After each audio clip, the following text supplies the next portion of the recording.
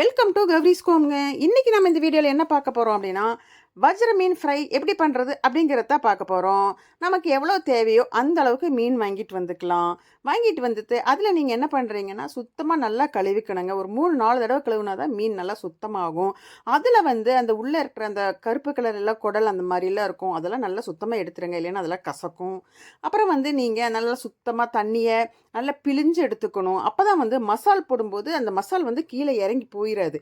நீங்கள் சுத்தமாக கழுவலைன்னா அந்த மசால் உள்ளே நிற்காது, அப்படியே கீழே போயிடும். இப்போ நீங்கள் நல்லா பிழிஞ்சதுக்கப்புறம் அதில் வீட்டில் நீங்கள் மசால் செஞ்சாலும் சரி, கடையில் நீங்கள் மசால் வாங்கியிருந்தாலும் சரி, மீன் வறுவல் மசால் போட்டு இந்த மாதிரி நல்லா அந்த மீனை தெவட்டி எடுத்து வச்சுக்கணும். தெவட்டி எடுத்து வச்சு 1 மணி நேரம் கழிச்சு தாங்க நீங்கள் வடச்சட்டிலையோ அல்லது நீங்கள் தோசைக்கல்லையே போட்டு ஃப்ரை பண்ணணுங்க. அப்போ தாங்க நல்லா டேஸ்ட்டாக இருக்கும். நீங்கள் ஃப்ரை பண்ணி சைட் டிஷ்ஷாக சாப்பாட்டுக்கு வச்சுக்கலாம். ரொம்ப சூப்பரான வஜ்ர மீன் ஃப்ரை இப்போ ரெடி ஆயிடுச்சுங்க. இந்த மாதிரி சமையல் வீடியோக்கு கவிஸ்கோம் சேனலை சப்ஸ்கிரைப் பண்ணிவிட்டு பாருங்கள்.